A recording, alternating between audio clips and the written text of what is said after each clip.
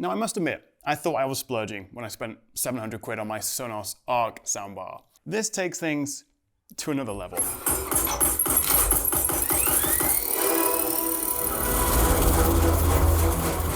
This is the new Bang & Olufsen Biosound Theatre soundbar, and it starts at £5,500, or nearly £7,000 if you want this fancy wood on the side. Which makes it the world's most expensive soundbar at over twice the price of, say, the Sennheiser Ambio or the DVLA Dion. But does it make it the best soundbar, and is there any way you could possibly justify spending that kind of money on this? Well, maybe.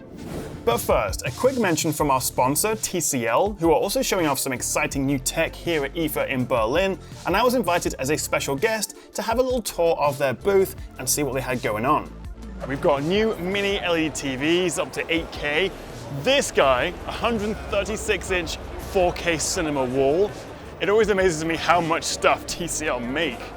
I mean, who needs 4 normal walls when you could have 3 and a cinema wall? Now this is only a prototype for now, but it looks incredible thanks to that micro LED display, which is essentially the next generation screen technology that gives us the best of OLED contrast with the brightness of mini LED or QLED. This is definitely one to keep an eye on, but for now, here are some new TVs that you can actually buy. And TCL have unveiled a range of new mini LED and quantum dot 4K and 8K TVs. Take the new C935s, which top out with this whopping 98-inch model. We're talking 4K, mini LED, quantum dot, up to 2000 nits of brightness. Also 144Hz refresh, which you don't see very often and would be great for PC gaming, as well as Dolby Atmos and IMAX enhanced sound. And all these run Google TV software with a bunch of TCL's own display and software tech that's upscaling and optimizing the picture in the background. And it's not just TVs. TCL is now also getting into gaming with this new 34-inch mini LED 165Hz gaming monitor.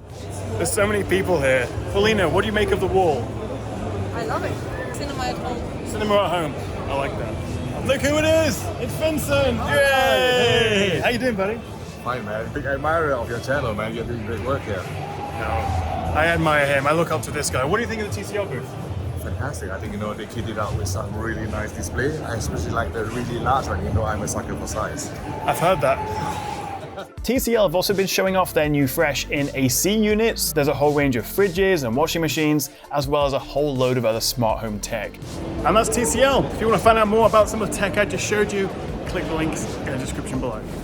Okay, so what makes the Biosound Theatre special, aside from that price? Well, there's a few things, and before we even get to the sound quality and the features, what really sets this apart is B&O expected to last 10 years or more. It's modular, repairable, and upgradable, which they say technically you could do yourself, although that would void the 3-year warranty. Really, you'd get an engineer from the shop to come to your home and make any changes. But for example, this whole section can be removed and swapped out for new connections and inputs in the future. The audio chip can be upgraded, although even now they say it's only using 50% of its computational power. They've essentially built this to be as future-proof and also sustainable as possible. So instead of maybe buying a whole new soundbar every few years, this could last you over a decade. Although that is a big if. We've heard promises of modular upgradability by brands before. But what gives me more confidence here is the fact that you can pair this with older B&O speakers going back as far as the late 1980s, and then use those as extra or surround speakers. You just plug them in and the software does the rest. This stuff is built to last. So let's talk about this design, and while you can place it anywhere you like, really this is designed to have the TV mounted on top of it. It should work with nearly any TV, although here they're demonstrating it with 55, 65 and 75-inch LG OLEDs. So you mount this bracket to your TV, which uses its VESA mount holes, and there are adapters if your holes are in weird places, if you know what I mean. But once mounted, either on top of the soundbar or on a wall mount or one of their famous swivelly stands, you can then hide and run all your cables through the back and keep everything nice and tidy. There's even room for an Apple TV inside the bracket if you want. It's designed to be an all-in-one piece and an all-in-one soundbar. And I must admit, it does look good. The fabric option is less intrusive, but with the oak wood, it becomes a piece of furniture with slightly retro Scandi vibes. I like it a lot, and naturally with B&O you can customize the color and the finish of the fabric and the wood, all at an additional cost. Also, these aluminium wings can be changed out for bigger sizes if you upgrade your TV in the future. so it's always flush with the edge. And I'm told it does actually improve the sound quality as it helps direct the sound forward. So technically, the bigger the TV, the bigger the wing, the better the sound.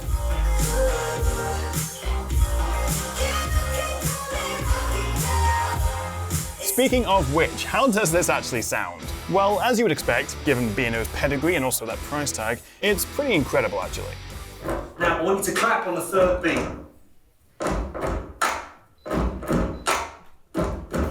Right, speed up. Rog, keep that time.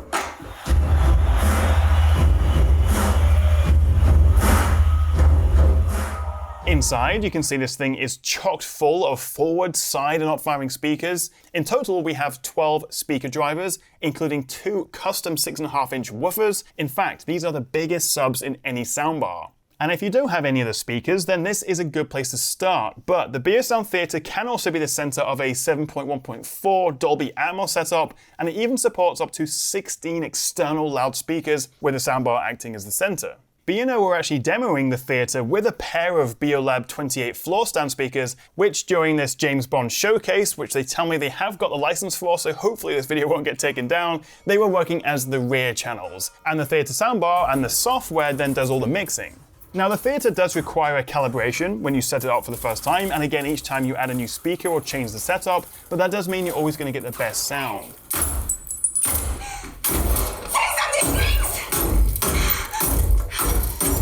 And actually, it does reinforce the fact that it's not just the hardware and the fancy design, the software magic behind the scenes and the options you have in the app itself all make a big difference.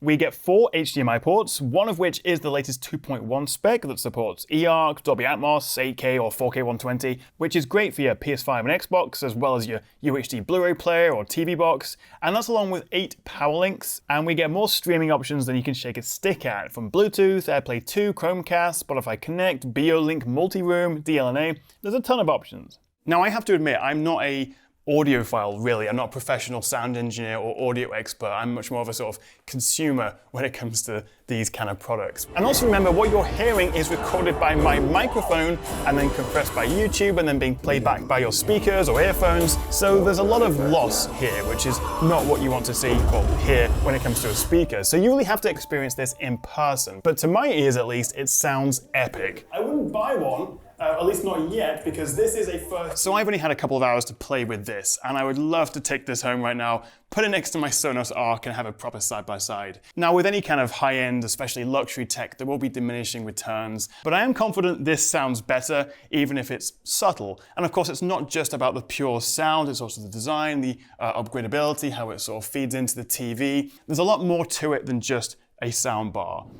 What strikes me is that in stark contrast to the slightly gimmicky marketing stunt that was the Balenciaga speaker bag thing they did recently, for me this is a real piece of art, a piece of furniture, and also a piece of extremely high-end audio equipment. And arguably, if you're going to spend thousands and thousands on a TV, then maybe, just maybe, you could convince yourself to drop another 6 or 7 grand on a soundbar. However, this is also an extremely niche market. The vast majority of us wouldn't dream of spending this kind of money on a soundbar, and with other brands giving us more compact and more affordable options, the Biosound Theatre is kind of going in the complete opposite direction. But then again, you don't criticize Ferrari or Maserati or Lamborghini for making a very good, very expensive car that only a few people will actually buy.